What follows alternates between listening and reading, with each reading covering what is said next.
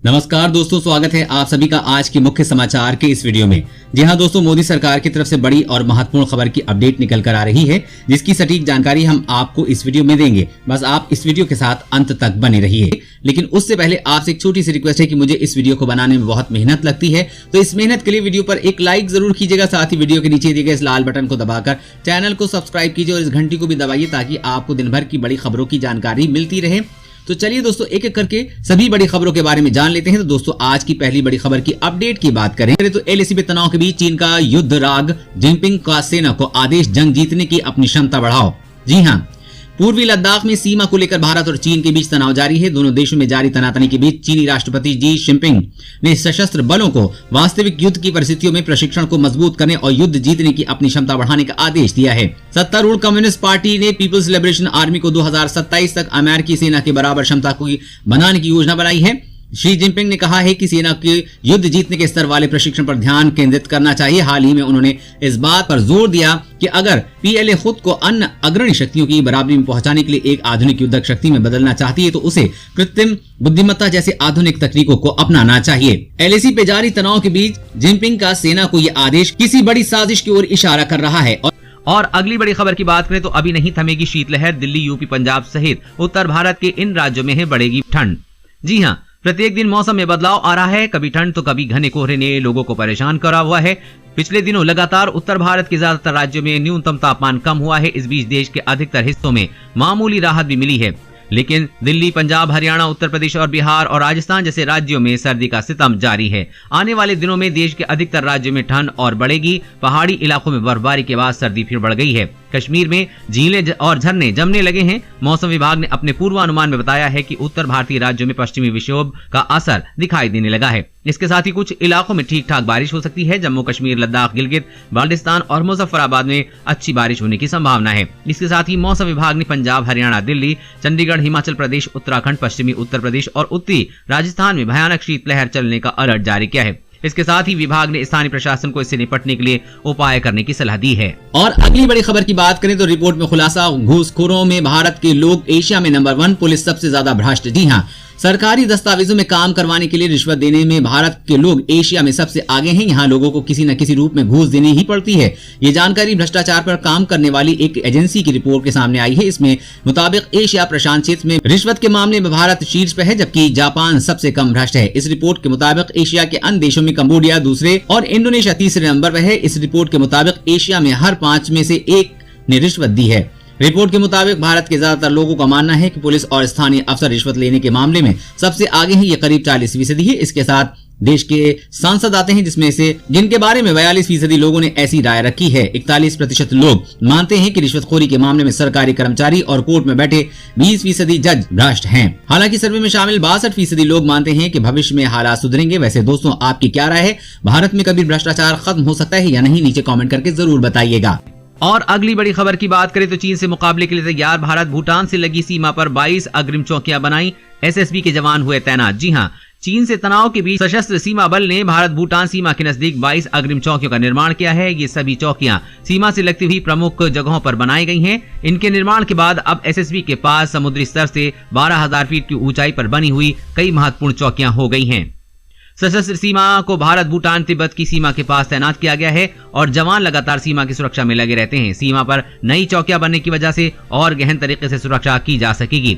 वास्तविक नियंत्रण रेखा यानी कि एलएसी पर तनाव के बीच इन चौकियों का निर्माण कार्य पिछले वर्षों से बनाई गई चौकियों की तुलना में बहुत तेजी से किया गया है और इन चौकियों के निर्माण से चीन भी बौखलाया हुआ है। साथ ही चीन अपनी ओर से आक्रामक रुख अपनाने की तैयारी कर रहा है, इसलिए भारत ने भी अपनी तैयारियों को मजबूती दे रहा है ताकि चीन को मुंहतोड़ जवाब दिया जा सके। और अगली बड़ी खबर की बात करें तो अब शॉपिंग करते वक्त आपके साथ नहीं होगी ठगी। घर बैठे चुटकी में दुकानदार के खिलाफ करें शिकायत। जी हां, नए कंज्यूमर कानून को प्रभावी रूप से लागू करने के लिए कंज्यूमर मंत्रालय ने ई दखल पोर्टल शुरू कर दिया है। इस पोर्टल के जरिए कोई भी कंज्यूमर अपनी शिकायत घर बैठे ऑनलाइन कर सकता है। इस पोर्टल पर शिकायत, अपील, फीस वगैरह की पूरी जानकारी मौजूद होगी। ये नए कंज्यूमर कानून का एक हिस्सा है। 1986 के कानून को नया रूप देने के पीछे मकसद ये है कि इन 24 सालों में जो बदलाव हुआ है उन सबको समेटते उपभोक्ता अधिकारों को मजबूती दी जाए। जैसे अब ऑनलाइन कंपनियां भी कानून के दायरे में हैं। भ्रामक विज्ञापन को लेकर साफ प्रावधान है। मिलावटखोरी के लिए जेल की सजा का प्रावधान है। नया कानून लागू होने से अब कंपनियों पर केस करना आसान हो गया है। उपभोक्ताओं की शिकायतों को दर्ज करने के लिए कंज्यूमर मंत्रालय है ई दाखिल पोर्टल शुरू किया गया है। कंज्यूमर प्रोटेक्शन एक्ट 2019 का असर है। इस पोर्टल पर अब घर बैठे शिकायत कर सकते हैं और केस की फाइलिंग हो सकती है। और अगली बड़ी खबर की बात करें तो नकली कोरोना वैक्सीन बनाने की फिराक में है चीन और कोरियाई हैकर्स। महाराष्ट्र पुलिस का खुलासा। जी हां, कोरोना वायरस की वैक्सीन के लिए जहां पूरी दुनिया एक साथ मिलकर काम कर रही है, तो वहीं वैक्सीन का कालाबाजारी और नकली कोरोना वैक्सीन बनाने के लिए चीन और कोरिया के हैकर्स लगे पड़े हैं।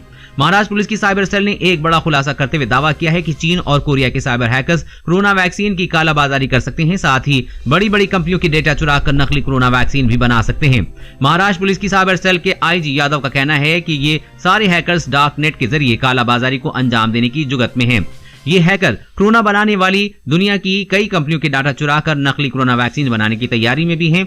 आईजी यादव का कहना है कि ये हैकर नकली कोरोना वैक्सीन बनाने के साथ ही लोगों को सबसे पहली वैक्सीन पहुंचाने और उनका पहले टीकाकरण कराने का झांसा देकर उनसे लाखों रुपए ठगने की योजना बना रहे हैं। महाराष्ट्र पुलिस का साफ कहना है कि लोग इनके झांसे में न फंसें और वैक्सीन आने के बाद सरकार के निर्देशों का पालन करते हुए ही कोरोना वैक्सीन की जानकारी लेने के बाद ही टीका लगवाएं। और अगली बड़ी खबर की बात करें तो ताकतवर मिसाइल तैयार। चीन पाकिस्तान में मच गई हलचल, सेना से कांप रहे हैं दुश्मन। जी हां, भारत ने अपने दोनों दुश्मन देश पाक और चीन को सबक सिखाने के लिए अपने सैन्य ताकत को लगातार मजबूत कर रहा है। इसी ताकत को मजबूती देने के लिए अब सैन्य ताकत में ब्रह्मोस सुपरसोनिक क्रूज मिसाइल को शामिल कर लिया है। बता दें कि भारत ने अंडमान और निकोबार द्वीप पर ब्रह्मोस सुपरसोनिक क्रूज मिसाइल का परीक्षण करने में सफल रहा है। वहीं भारत इस मिसाइल को निर्यात करने का भी प्लान कर रहा है। दुश्मनों के छक्के छुड़ाने के लिए भारत के सैन्य बल में ब्रह्मोस सुपरसोनिक क्रूज मिसाइल को शामिल कर लिया गया है। इस मिसाइल की खास बात यह है कि ये सतह से सतह तक की वार करने की में सक्षम है।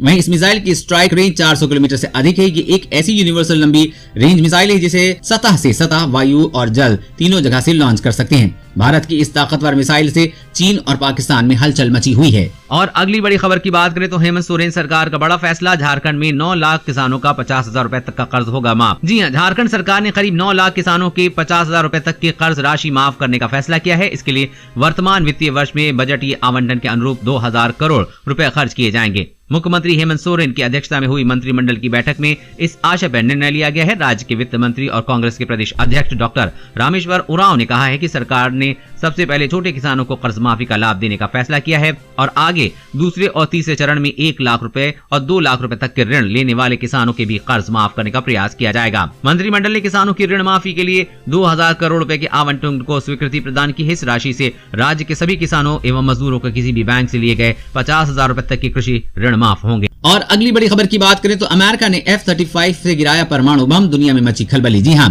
आज के वर्तमान समय में अमेरिका को एक सुपर पावर देश माना जाता है। उसकी ताकत के सामने दुनिया का कोई भी देश टिक नहीं पाता। इसी बीच एक बड़ी खबर आ रही है कि अमेरिका ने अपने सबसे ताकतवर फाइटर जेट से परमाणु बम गिराने का अभ्यास किया है। खबर के मुताबिक अमेरिका ने पहली बार F-35 से नेवादा के रेगिस्तान में परमाणु बम गिराने का परीक्षण किया है। अमेरिकी सेना ने इस परीक्षण का वीडियो भी जारी किया है। इससे दुनिया में खलबली मच गई है क्योंकि ऐसा पहली बार हुआ है जब अमेरिकी सेना ने परमाणु बम गिराने का अभ्यास किया है। आपको बता दें कि अमेरिकी सेना के इस अभ्यास के दौरान फाइटर जेट F-35 ने परमाणु बम B-61-12 को गिराया है। ये परमाणु बम निष्क्रिय अवस्था में था, इसलिए इसमें विस्फोट नहीं हुआ। लेकिन अमेरिकी सेना का ये अभ्यास चीन और रूस के लिए एक सख्त चेतावनी के तौर पर देखा जा रहा है। बता दें कि F-35 दुनिया का पहला ऐसा सुपरसोनिक फाइटर जेट है जो परमाणु बम को अपने अंदर छिपा कर ले जाने में सक्षम है।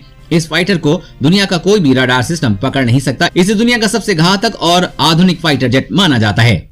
और अगली बड़ी खबर की बात करें तो नकली देसी घी की बड़ी मंडियां बने हरियाणा के 5 शहर। दिल्ली NCR के साथ पूरे भारत में होती है आपूर्ति। जी हां, त्योहारों का सीजन आते ही हरियाणा और दिल्ली NCR में नकली घी का कारोबार तेज हो जाता है। हरियाणा के 5 शहर बड़ी मंडियां बन गए हैं। इन शहरों से दिल्ली NCR सहित पूरे देश में नकली घी की आपूर्ति होती है। मुख्यमंत्री के उड़न दस्ते के पिछले 2 माह की कार्रवाई ने ये साबित कर दिया है कि दिल्ली NCR में बिकने वाला नकली घी फरीदाबाद, हिसार, सोनीपत, कैथल और जींद जिले में बनाया जाता है। फरीदाबाद के वल्लभगढ़ और सोनीपत के खरखौदा के अलावा दिल्ली के बवाना में भी नकली देसी घी बनाने के बड़े कारखाने हैं और ये कारखाने अब तक स्वास्थ्य विभाग तथा पुलिस के अधिकारियों की मिली भगत से चल रहे थे। सीएम फ्लाइंग ने हरियाणा के 5 जिलों में 5,000 किलोग्राम यानी कि 50 क्विंटल नकली घी बरामद किया है।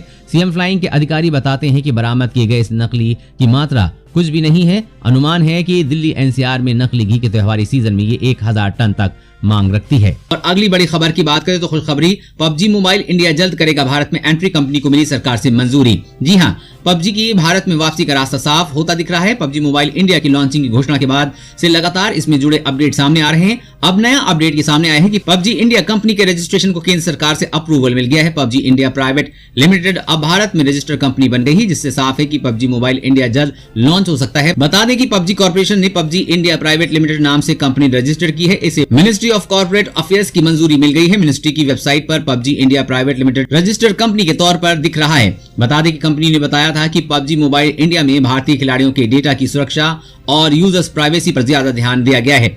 वो स्टोरेज सिस्टम का नियमित तौर पर ऑडिट और वेरिफिकेशन करेगी, जिससे भारतीय यूजर्स जानकारी को खुद वेरीफाई करेंगे और सुरक्षा सुनिश्चित करेंगे। और अगली बड़ी खबर की बात करें तो पड़ोसी देश और दुश्मनों की नींद उड़ा देगी ये बैलिस्टिक मिसाइल, समुद्र और जमीन दोनों से हमला करने में क्षमता। जी हां, पाकिस्तान और चीन के साथ पिछले कुछ समय से तनावपूर्ण माहौल बना हुआ है। ऐसे में भारत का कई मिसाइलों का सफल परीक्षण करना अहम हो जाता है। हाल ही में भारत ने शौर्य मिसाइल के नए संस्करण का सफल परीक्षण किया था। ये मिसाइल के मिसाइल फैमिली का हिस्सा है। ये मिसाइलें सबमरीन यानी कि पनडुब्बियों से भी लॉन्च की जा सकती हैं। ये मिसाइलें हल्की, छोटी और पकड़ में न आने वाली मिसाइल हैं। हालांकि ये के फैमिली की ज्यादातर मिसाइलें सबमरीन लॉन्च ही होती हैं, लेकिन इसके जमीनी और हवाई वेरिएंट की भी डीआरडीओ ने विकसित किया है। वास्तव में पाकिस्तान और चीन दोनों ही पड़ोसी देश और दुश्मन दोनों के साथ भारत समुद्र में भी युद्ध के मोर्चे पर है। एक तरफ चीन परमाणु क्षमता वाली कई सबमरीन विकसित कर चुका है, इसलिए भारत के लिए जवाबी कार्रवाई के लिए के फैमिली की मिसाइलों का सफल परीक्षण करना बेहद जरूरी और अहम हो जाता है। दोस्तों, आज की खबर में बस इतना ही। इसी तरह हर रोज काम की खबरें जानने के लिए आप हमेशा हमारे साथ जुड़े रहें। हमारे साथ जुड़ने के लिए वीडियो के नीचे दिए गए इस लाल बटन को दबाइए और साथ ही इस घंटी को भी दबाइए, ताकि आपको हर खबर की सटीक जानकारी मिल सके। जय हिंद।